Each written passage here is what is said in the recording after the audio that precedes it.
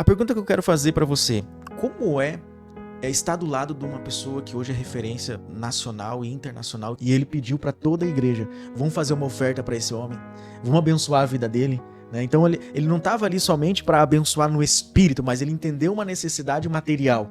Eu não aguento isso não. Eu nunca tinha visto isso em nenhuma igreja com ninguém. Gisele, Sabe, deixa eu essa te falar uma sensibilidade. coisa. Cara, ele é esse cara. Ele é de verdade. Ele é de verdade. E entrou um morador de rua na igreja aquele dia. E ele falou assim, aquele morador, se aproxime. Eu na hora olhei, eu falei assim, não tem diácono nessa igreja? Já me enchei todo, não tem diácono. Como é que me deixa um cara entrar pra incomodar o culto? A mesma medida que Deus olha pra ele olha pra vocês e apontou pra nós, pastores.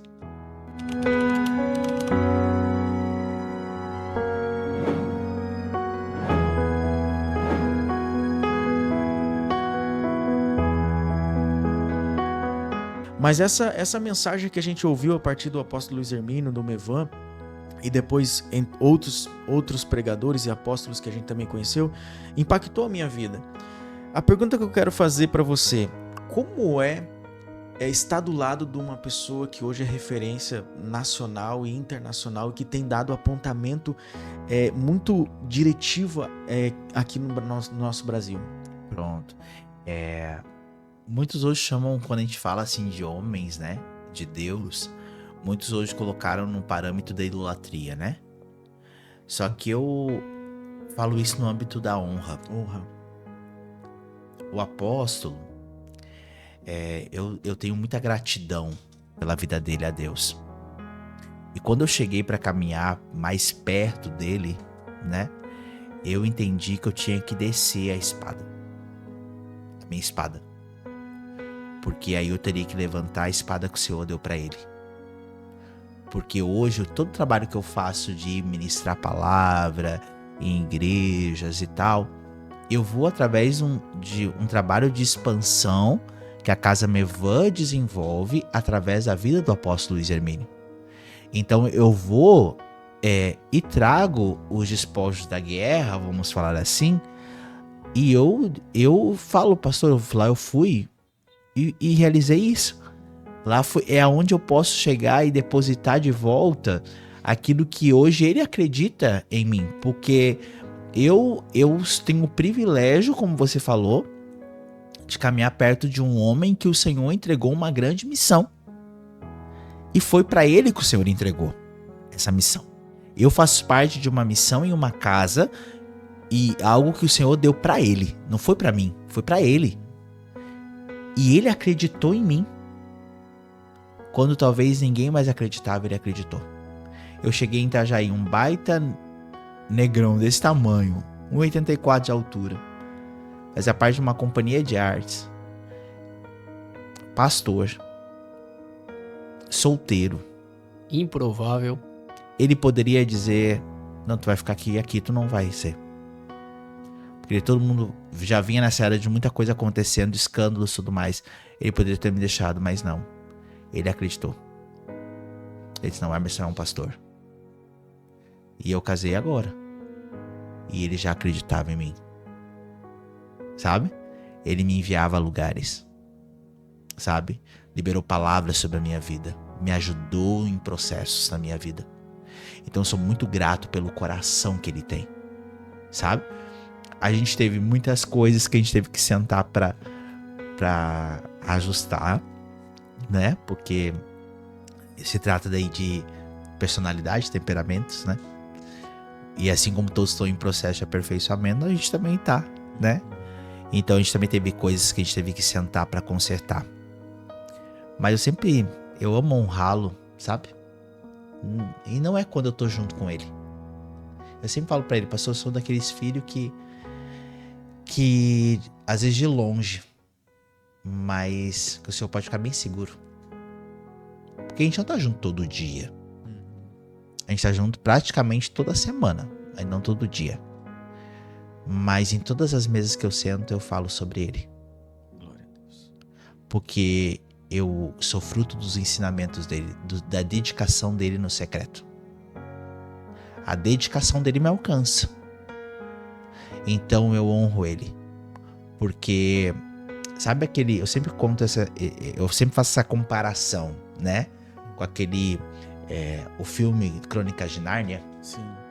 Quando chega... cada príncipe e princesa eram habilidosos, né? Cada um com as suas armas de guerra, né? Um com arco, outro com espada, outro com isso. Cada um com as suas armas. Mas quando Aslan chegou, todo mundo fez o quê? Entregou as suas armas. Por quê? Porque eles honraram aquele que estava com a voz. Isso, quando eu vi esse filme, eu fiquei, uau. É o entendimento sobre honra que a gente precisa ter. Porque existem homens que são homens de Deus. Homens que se guardam, homens que lutam, homens que guerriam todo dia suas guerras. Que têm uma humanidade em desenvolvimento. Sabe? E aí eu tenho esse cara perto de mim, que não me esconde. Que se precisa de auxílio, ele tem nós como equipe e ele chega com a gente e conversa. Acessível. Entendeu? Ele é acessível, sabe? Eu fiquei assim, quando eu vi ele pregando pela primeira vez. Porque quando eu vi aqui, recapitulando, há 15 anos atrás, um ano antes de eu chegar em Itajaí, eu não tinha conhecido ele. E eu vim parar ali sem conhecer ele. Não foi por causa Não dele. foi por causa dele. Quando eu ouvi ele falar, foi num dia de ceia. E ele falou assim, você... E entrou um morador de rua na igreja. Aquele dia. E ele falou assim... Aquele morador. Se aproxime. Eu na hora olhei, eu falei assim, não tem diácono nessa igreja? Já me enchei todo, não tem diácono. Como é que me deixa um cara entrar pra incomodar o culto? Ele foi lá, abraçou. Eu nunca tinha visto isso. Eu nunca tinha visto. Ele abraçou, beijou aquele cara e falou assim, ó. A mesma medida que Deus olha pra ele olha pra vocês e apontou pra nós, pastores. Nossa, que me pegou. No final, tava eu abraçado naquele cara também. Todo mundo queria abraçar ele. Acho, quando ele falou assim, quer aceitar Jesus, eu achei que eu deveria ter ido pra frente pra aceitar Jesus. Porque ele me apresentou um evangelho totalmente diferente, eu sou grato pela vida dele. Eu tenho uma lembrança de, nessa época da pandemia ainda, que eu vi uma cena ali no Mevan do pastor Luiz Hermínio que eu nunca tinha visto. Que foi o que me chamou a atenção, assim, né, em parar para ouvir mais ele. Ele estava num culto, você provavelmente poderia estar no culto, né? E foi um rapaz lá na frente, ele simplesmente se prostrou na frente do púlpito. E ele ficou prostrado, deitado na frente do púlpito. E ficou. E foi passando os minutos. Daqui a pouco o pastor Luiz Hermínio não aguentou, não suportou e desceu lá embaixo e começou a ministrar na vida daquele homem deitado, prostrado. E aí Deus saltou no coração dele a palavra de que aquele homem estava passando uma necessidade ali em Itajaí. E ele pediu para toda a igreja: vamos fazer uma oferta para esse homem, vamos abençoar a vida dele. Não sabeis que vós sois templo do Espírito? Não tô não, eu fiquei lutando uma semana com dor, tomando analgésico para dormir, lutando e medicando. Quando eu cheguei em casa, eu fui no fisioterapeuta. Eu não aguento isso não. Ah, Deus, eu declaro sobre esse ministério um tempo novo. Assim, ó, como Eliseu deitou em cima do menino, eu vou deitar em cima de você, ó, para ressuscitar seu ministério aqui nessa terra. Você veio para Itajaí como um profeta. Sim, Deus te trouxe para cá para ajudar a gente na profecia, para ajudar a gente aqui, viu? Sim. O profeta, ele não procura defeito. O profeta, quando ele acha defeito, ele intercede. Eu deito em cima de você e hoje eu declaro sobre a sua vida, sobre o seu lar, um tempo novo. Um tempo novo, amém? Amém? Amém? Você crê nisso? Amém? Você crê nisso? Amém? E eu quero selar isso com uma oferta. Esse homem, Deus me mostra que ele está precisando de algo. Vamos dar uma oferta para ele? Vamos? Ó, uma oferta para você. Se alguém quiser dar uma oferta para ele, faz isso. Deus, ele se jogou aqui no chão e Deus mostrou para mim, disse assim, ó, ele veio para Itajaí debaixo de uma palavra, ele está sofrendo aqui nessa cidade. Essa aqui é a terra que recebe os seus filhos. Isso aqui é a terra que agrega, que abençoa, meu Deus. Dá uma oferta para esse homem. Aleluia. Isso, dá uma oferta para ele. Abençoa o lar dele, abençoa a casa dele. Deus te trouxe para cá, rapaz. Foi a palavra de Deus que te trouxe. Alguém pode glorificar a Jesus comigo aqui nesse lugar?